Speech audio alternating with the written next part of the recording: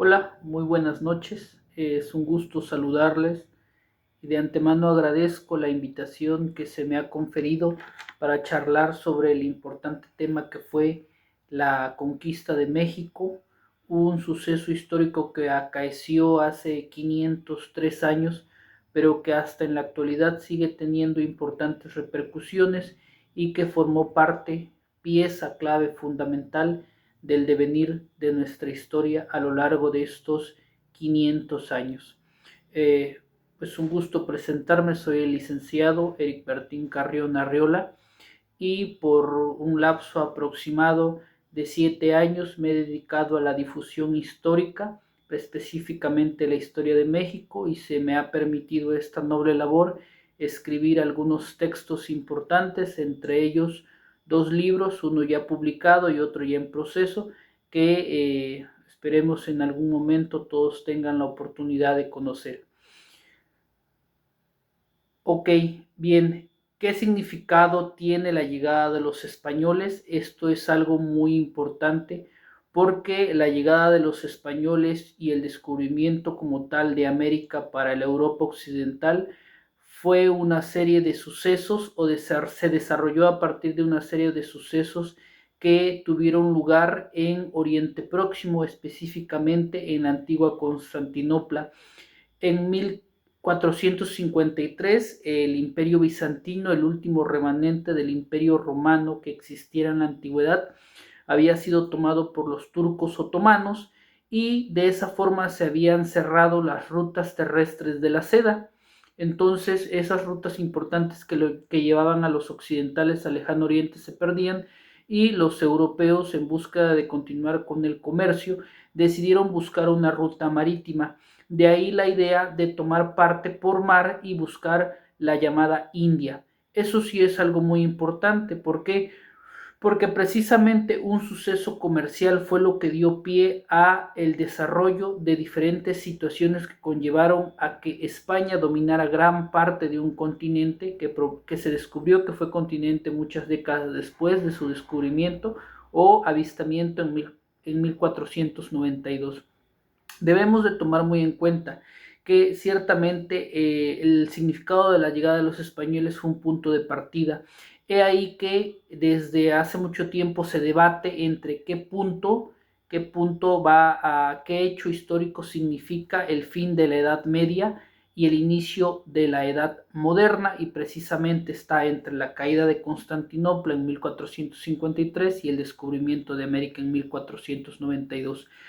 Pero debemos de considerar que el descubrimiento y la llegada de los españoles a nuestro continente fue un choque completo de culturas, de gastronomías, de idearios, de mitologías y de cosmogonías que al poco tiempo se lograron fusionar en un mestizaje que dio origen a la mayoría de las culturas que existen en la actualidad, tanto en Sudamérica, Centroamérica, como nosotros en México, ya que somos la fusión de todos esos elementos. De habernos descubrido precisamente probablemente otro colonizador europeo, llámese los ingleses o los holandeses, pues probablemente gran parte de nuestra cultura hubiera sido destruida. Ciertamente en el proceso de evangelización y en el proceso de asimilación de la cultura occidental al territorio mesoamericano ocurrieron algunos conatos de destrucción de parte de testimonios, hechos y evidencias que que tenían un gran significado para la cultura mesoamericana, pero de ahí en adelante la tarea que tuvieron los frailes precisamente para conservar también mucha parte de lo que significó el conocimiento ancestral mesoamericano, pues tiene mucho que ver. He ahí que la llegada de los españoles pues tiene un gran significado a nivel mundial, porque marcó la pauta de un nuevo comienzo para el comercio, para la historia, para la guerra militar, para la navegación marítima. Exponencialmente se abrió un gran abanico de posibilidades que América le presentó al viejo continente, y sobre todo los recursos que aquí existían, tanto materiales, humanos, económicos, mineros, gastronómicos, se fusionaron, llegaron, tomaron el lugar en Occidente, y pues sin lugar a dudas la llegada de los españoles fue un punto y aparte en el inicio de la historia moderna. Ciertamente ocupa el lugar indicado como punto de partida, punto final de la Edad Media e inicio de la Edad Moderna. Es importante comprender el proceso histórico porque de esa forma vamos a poder asimilar los cambios que ocurrieron a partir de ese momento. Muchas veces nos ponemos a pensar que las culturas estaban conformadas por una unión latente de pueblos que vivían bajo una sola bandera, que vivían bajo un solo sistema, pero de antemano debemos entender que Mesoamérica estaba compuesto por una gran pleyade de pueblos, de culturas, y que no todas ellas estaban bajo el control de los mexicas. Ciertamente, aunque los mexicas tenían una gran influencia hasta el Golfo de México, las regiones del Istmo de Tehuantepec, en Mesoamérica existían los tarascos en el área de Michoacán, los mayas en el área de la península de Yucatán, y a la larga, si nos vamos más al norte, a la región de Aridoamérica, pues nos vamos a topar con los imbatibles chichimecas. Este proceso de comprender la situación histórica nos va a llevar a entender que fue la alianza completa de los pueblos indígenas mesoamericanos, primero los tlaxcaltecas y totonacos contra los mexicas, luego los tlaxcaltecas, totonacos, tarascos y mexicas contra los chichimecas, lo que llevó a la conformación del territorio que actualmente es México, porque los aztecas mexicas jamás lograron someter a los totonacos tampoco lograron someter completamente a los tlaxcaltecas, ni se llame a los chichimecas y pues tampoco a los tarascos. Fueron precisamente esa serie de alianzas que se fueron formando a raíz de la llegada de los españoles, en que surge una identidad de nación unida, que tiene como precedente principal pues los 300 años de ocupación española en tanto en su sistema virreinal. Ciertamente, ahorita en la actualidad se han presentado diferentes conflictos ideológicos históricos, tienen la razón, justa razón, porque hasta cierto punto debemos entender el resentimiento arraigado que existe por esos 300 años, pero a trasfondo debemos de conocer también que fue gracias a esos 300 años de amalgamamiento tanto de la cultura occidental como de las múltiples culturas mesoamericanas, que al final de cuentas en 1821 pues surge la nación mexicana en su máximo esplendor, que lamentablemente pues, con el paso de las décadas de vida independiente va a ir disminuyendo, primero perdiendo las regiones importantes de América Central con la caída del imperio de Iturbide y posteriormente perdiendo la América septentrional con la guerra contra Estados Unidos en la década de los 40 del siglo XIX. Que si considero importante el papel de Malintzin o la Malinche en el proceso de conquista, importante quizás no, vital tampoco, pero sí relevante. La presencia de Malinche y de Jerónimo, el otro intérprete, les facilitó en gran medida aliarse, darse a conocer, darse a entender, primero con los pueblos mayas de la región de Tabasco, posteriormente con los totonacos del norte de Veracruz, y fue un gran aliciente para llegarse a los tlaxcaltecas, que nótese que con los tlaxcaltecas tuvieron varios enfrentamientos, pero sin duda se hubiera dado la conquista con o sin Malinche. Vamos a poner, por ejemplo, la caída del imperio de los incas, que ocurrió casi una década y media después por un familiar de Cortés, que fue Francisco Pizarro. Pizarro, sin la ayuda precisamente de grandes intérpretes, pero con la misma astucia que demostró su primo a la hora de generar discordias, de aprovechar alianzas, de utilizar los peones de buena manera en el juego de la guerra y las intrigas, pues logró conquistar el imperio de los incas. De la misma manera hubiera ocurrido con Cortés, ya que la enemistad que existía latente entre los pueblos mesoamericanos, tanto los tlaxcaltecas, la Confederación Tlaxcalteca contra los mexicas, pues era latente y en algún momento iba a explotar. Por eso es que considero que Cortés hubiera encontrado la manera de aprovechar esas enemistades, valerse de lo que ocurría, valerse de su facilidad de palabra y facilidad para realizar esas alianzas que tan bien le surgieron y de aprovechar el momento para de una vez por todas dar al traste con el imperio de los mexicas. Tarde o temprano lo iba a lograr. Cortés se había hecho a la oportunidad, las oportunidades se le habían presentado y Cortés las había sabido aprovechar. Un ejemplo latente de eso fue la forma en que abandonó la isla de Cuba,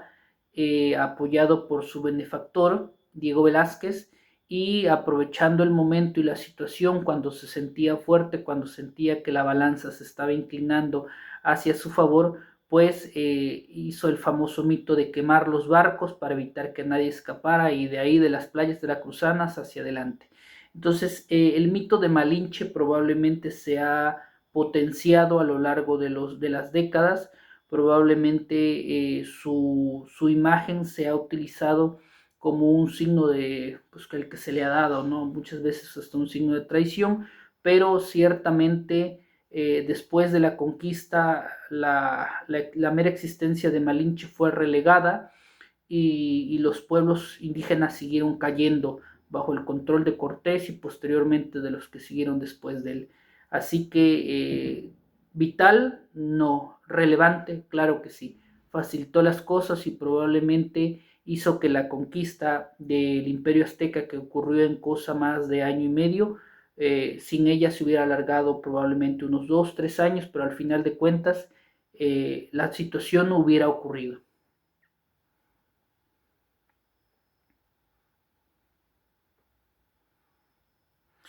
Quetzalcoatl, la relación que se le ha dado o que se le ha querido dar a través de los años a Cortés con Quetzalcoatl, a mi parecer considero que ocurre lo mismo con Malinche, eh, y va muy ligado a la imagen que se da de Moctezuma. Moctezuma, Xocoyotzin, fue el último gran emperador de los mexicas, o mejor dicho, el Huaytlatoani, porque la palabra emperador pues no corresponde a estas culturas. Un Huaytlatoani significa algo así como el que tiene la voz. Era una persona muy importante para el imperio de los aztecas y sobre todo para la Triple Alianza, pero a pesar de la fortaleza que significaba esta persona para los mexicas, sus aliados y sus vasallos, el mito de Quetzalcóatl lo quiere reducir a una persona que siempre se había mostrado sujeta a los designios, a los vaticinios, a las profecías, algo que a ciencia cierta no fue. Se le relacionó en un inicio a Cortés y a sus exploradores no directamente con Quetzalcóatl, se le relaciona en gran medida con los teules. Los teules son unas divinidades menores del panteón mesoamericano que sí tienen cierto poder, pero nada de eso significó de gran importancia a la hora de las batallas, a la hora de las estrategias y a la hora de los combates, ya que a lo largo de la península de Yucatán, cuando Cortés tuvo su contacto, y no solo Cortés, la presencia de los españoles en las islas del Caribe ya era muy conocida en Mesoamérica, porque aunque se considere que estaban aislados, no, los pueblos mesoamericanos tenían un comercio rudimentario que les permitía dar a conocer información, no solamente ejecutar el comercio, sino también noticias, enterarse de noticias. Entonces la presencia de los españoles en las islas del Caribe, los acercamientos de los españoles a la península de Yucatán anteriores a Cortés eran muy conocidos.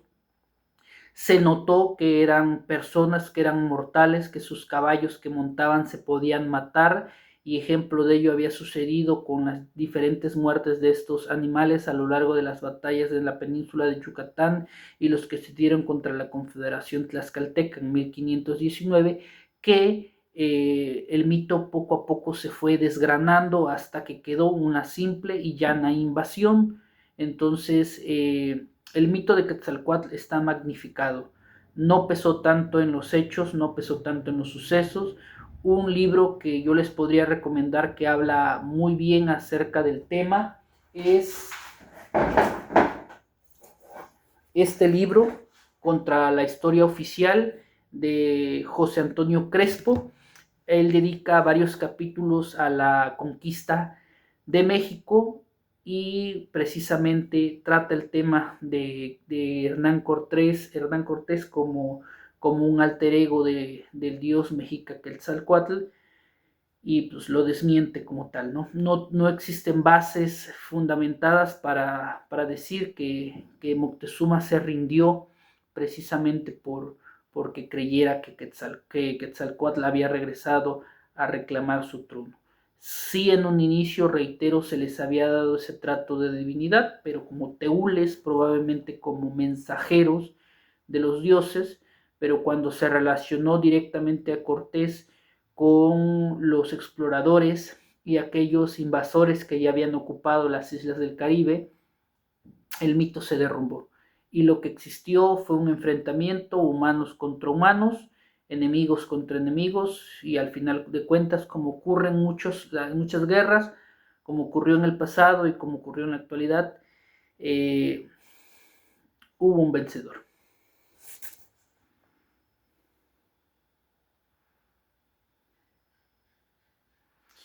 ¿Cómo podemos abordar de forma objetiva la ocupación española? Ok, abordarla de forma objetiva sería sacar la verdad histórica de lo que ocurrió. Existen muchos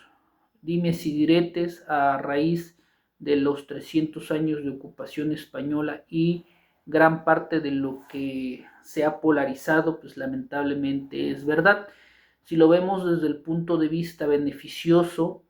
podemos decir nuevamente, reitero, gracias a la ocupación española, las múltiples culturas, los múltiples pueblos, los múltiples gobiernos que existían a lo largo y ancho de América, no solamente en México, se unificaron y dieron pie al nacimiento de países que en la actualidad todavía existen, o fueron antecesores de países que actualmente existen.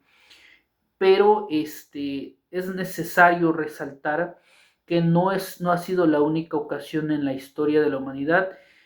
en que un poder externo, un agente invasor, un ejército externo penetra tierras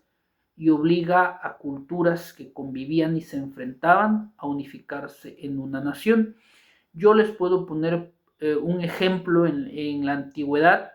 con lo que sucedió con los griegos y los macedónicos. Los griegos en la antigüedad no existía Grecia, existían diferentes polis o ciudades independientes que tenían su propio sistema de gobierno y en algunas ocasiones llegaron a enfrentarse. Esparta contra Atenas en las guerras del Peloponeso y etcétera. Y aunque en algún momento existieron alianzas militares para un objetivo en común, como la Liga de Corintio, que se enfrentó a los persas en las guerras médicas, estas no lograron unificarse como tal. Fue la invasión macedónica de Filipo II y posteriormente el gobierno de Alejandro Magno en el siglo IV de la antigüedad, antes de Cristo, lo que permitió que a posteridad surgiera una entidad que en el futuro fue precisamente el origen de la Grecia actual, del país griego en la actualidad, y sucedió así. Podemos encontrar muchos ejemplos históricos a lo largo de los continentes y a lo largo de los siglos. Precisamente aquí en México, ese podría ser el lado objetivo. Otro lado objetivo y rescatable que podemos tener acerca de los gobiernos españoles, del gobierno español, fueron precisamente las leyes en defensa de los pueblos indígenas. Se prohibió desde el gobierno de Felipe II la esclavitud de los indígenas, se dieron las leyes para evitar el maltrato, se dieron la protección de las tierras de los indígenas que pervivió hasta los tiempos de la República Mexicana durante la primera mitad del siglo XIX, pero